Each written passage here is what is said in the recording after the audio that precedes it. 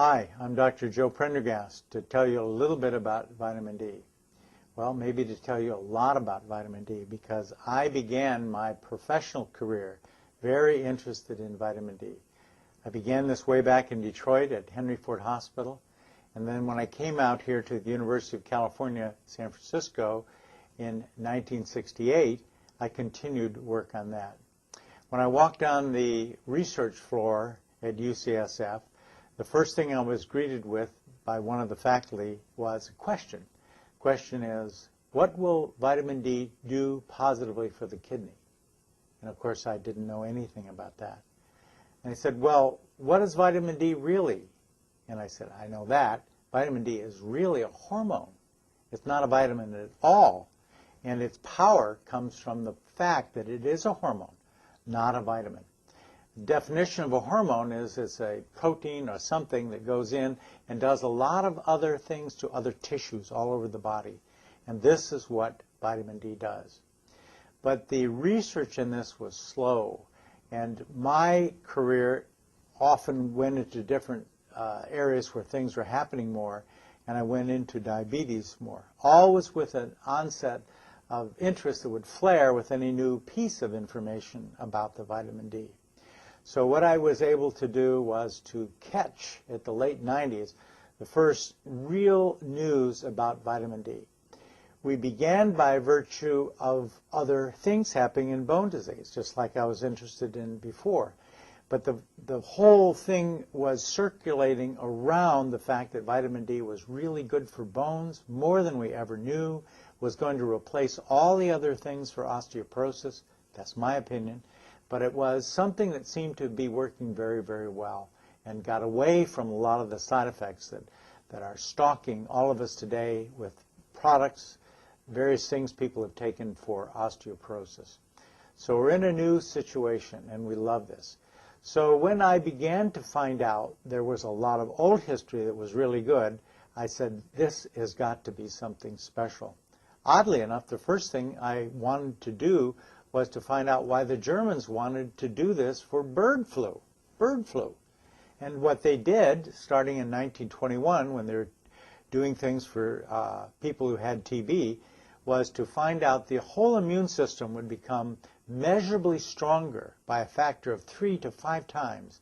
And this was probably better than any vaccine was ever going to be, and enabled anybody in Germany to survive the bird flu, should it come. Well, it hasn't come as of this particular writing, and this is a combination, though, of a variety of other things we put together, but we had probably the strongest thing in the world we could probably do to take any virus, any sort of even cold or flu, and make it better. Then through some writings of people from Australia, I learned this same immune system could go up and make a big difference in asthma, where asthma could have a situation where people could drop 1/2 of all their medications, and even some quit all medications for asthma. I thought, this is really something. I'm not used to this. This is more than I could ever think about. Then we had a problem when we had the ability to look at cancer. I received a newspaper from the Los Angeles Times from a patient who was down there, and he emailed me to it and said, look at this. They say 16 major cancers from various studies that were done in Europe would all be diminished by 90+% if you took vitamin D, and took it to new levels where you've never gone before. I'd never seen this before. And I thought to myself, this is incredible. What about toxicity? You know, if you take too much of this, you get all kinds of things, right? Wrong. That was the next thing I learned. There was no toxicity from D. Everything that we thought was due to toxicity was a result of other things that had changed, like parathyroid hormone, like other absorptions of calcium that increase, and you were taking too much because that was what we were told to do before. This was an incredible revelation that we could change everything that we were doing with this regard. Then I began to say, well, okay, how does this work? How does this work for like breast cancer?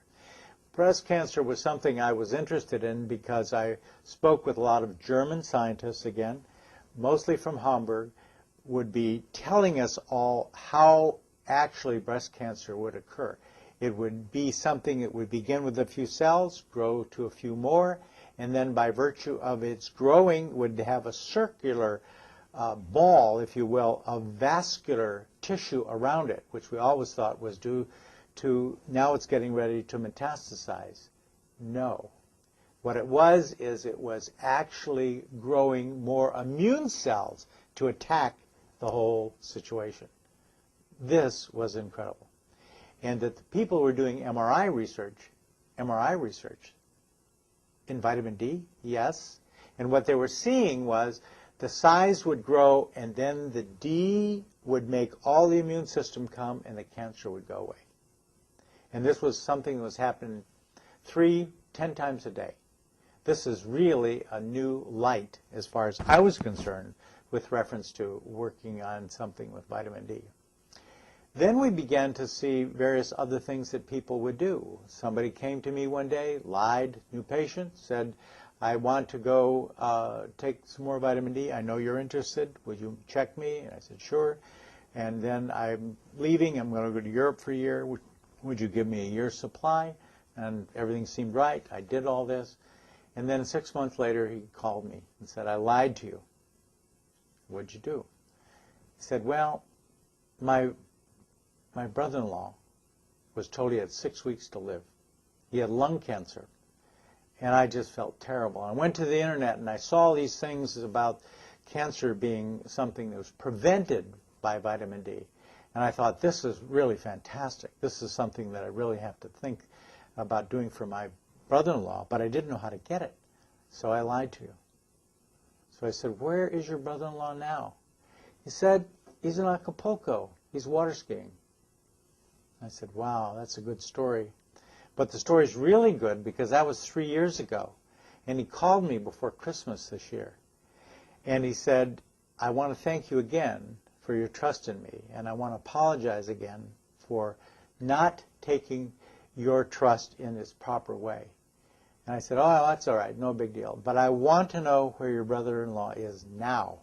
He says, oh, he's down water skiing in Acapulco. He goes every year on the anniversary of his death. And so as I would see things, magic that seemed to happen with this, I would see people come in saying, I'm a perfectly different person. I've taken this for a week and I just want to know. I want you to know that I feel so good. I can't believe I could be that way. But I really like it. I'm very, very pleased that you know how to do it and how to handle it.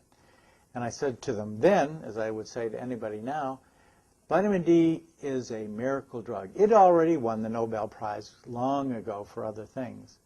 But it is a wonderful thing for you to acknowledge that it's helping you today, because your health is what's being pursued, and this is what's good for you. And as I always say, it's your time.